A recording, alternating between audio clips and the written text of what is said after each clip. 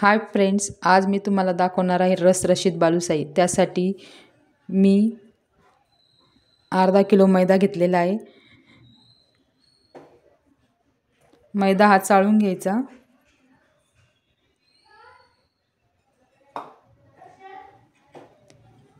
त्यात एक चमचाभर बेकिंग पावडर टाकायचे।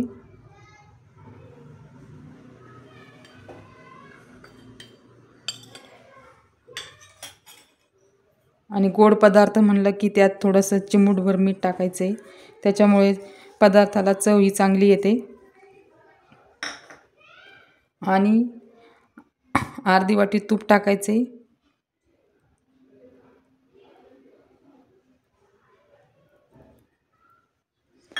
आणि हे सगळं एकत्र मस्तपैकी मिक्स करून घ्यायचे।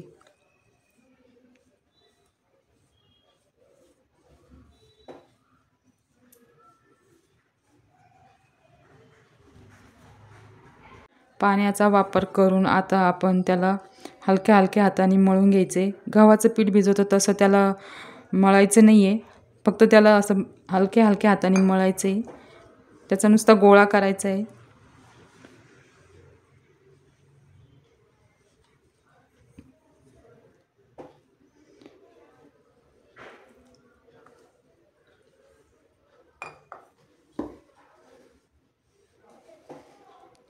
त्याला फक्त जोडायचे, त्याला असं मिक्स हलक्या हलक्या हाताने मिक्स करायचे।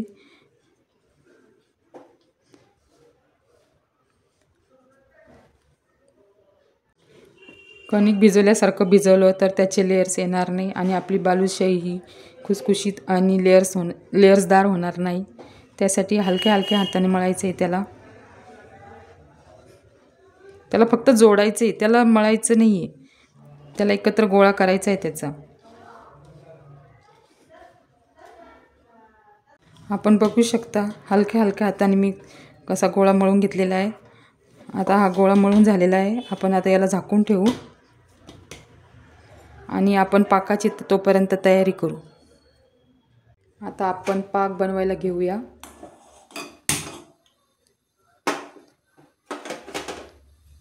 त्यासाठी मी 600 ग्रॅम साखर घेतलेली आहे।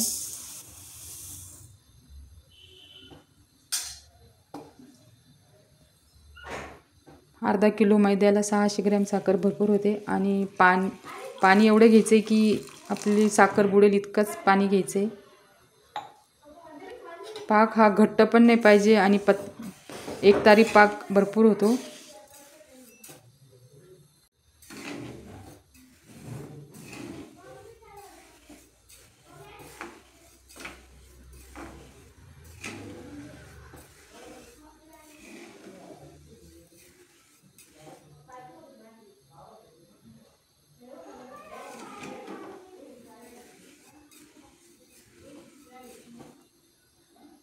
तुम्ही बघू शकता आपला पाक उकळी आलेली आहे। त्याला उकळी आल्यावर त्याला 5 मिनिटं राहू द्यायचं। गुलाबजामुन सारखा हा पाक करायचा आहे, थोडासा घट्ट होऊ द्यायचा आहे गुलाबजामुनपेक्षा पण।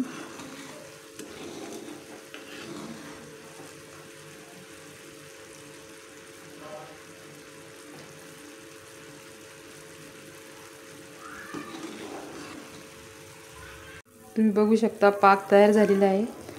आता मी गॅसची फ्लेम बंद करते आणि बालुशाही तळायला घेते। बघू शकता तुम्ही आता आपलं पीठ मळलेलं आहे आणि आता आपण छोट्या छोट्या गोळे बनवून घेऊ।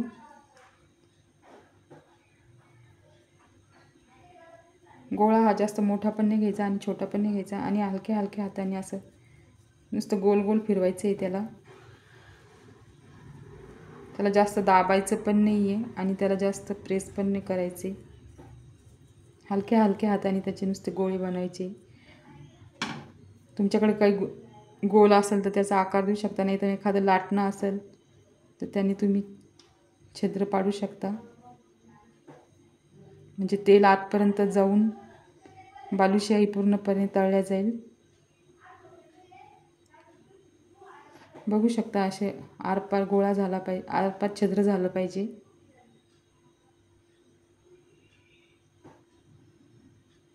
अशा प्रकारे आपण सर्व बालुशाही बनवून घेऊ।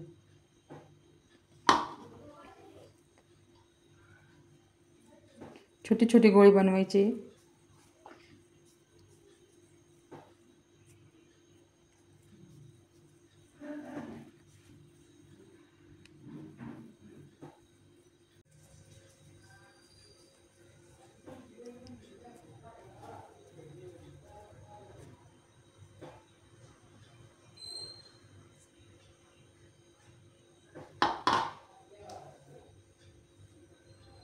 तुम्ही बघू शकता अशा प्रकारे मी सर्व गोळे बनवून घेतलेले आहे.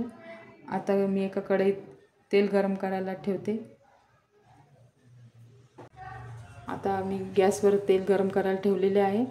तुम्ही बघू शकता तेल एकदम गरम झालेले आहे.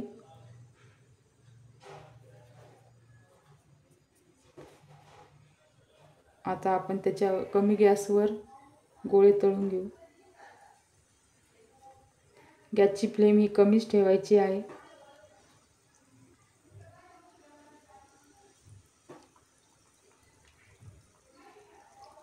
म्हणजे हे बालुशाही आतपर्यंत चांगली तळली जाईल.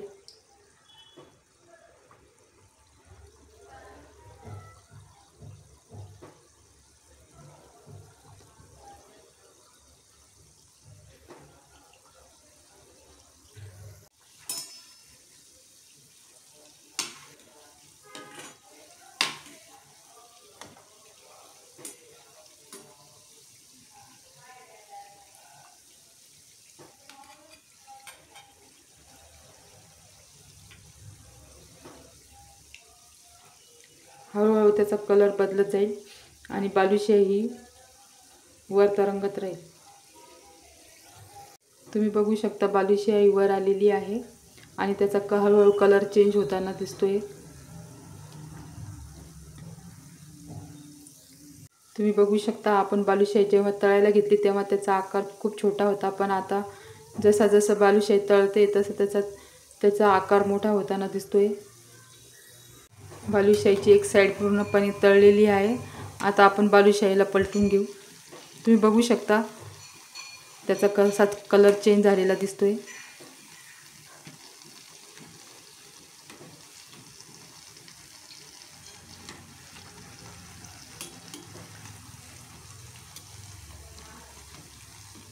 बालुशाही पूर्णपणे आतमध्ये तळल्या गेलेली दिसते.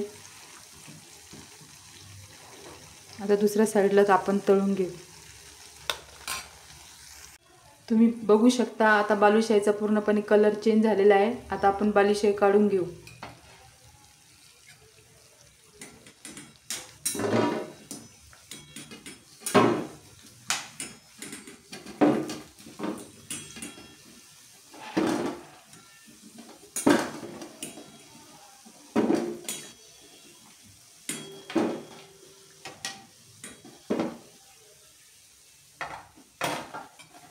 आणि आपण आता दुसरी बॅच तळायला घेऊया.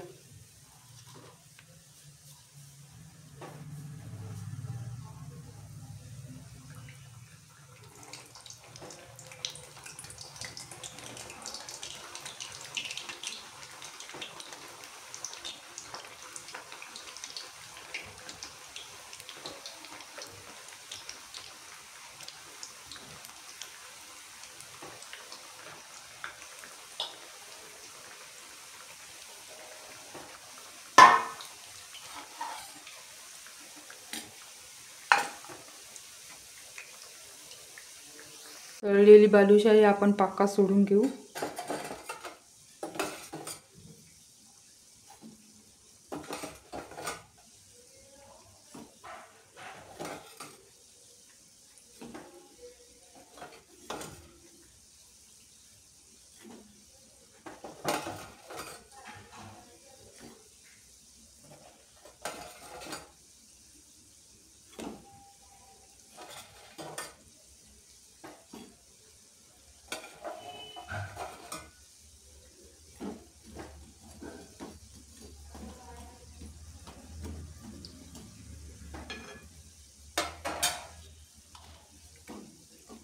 तुम्ही बघू शकता बालुशाही पाकात टाकलेली आहे.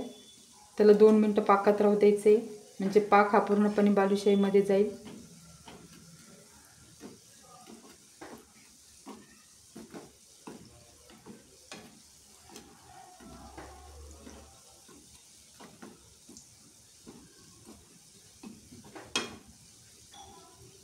मिनटं झालेले आपण आता पाकातली बालुशाही पलटून घेऊ, म्हणजे पाक हा दोन्ही साईडला पण लागेल आणि आतमध्ये पर्यंत पाक हा जाईल.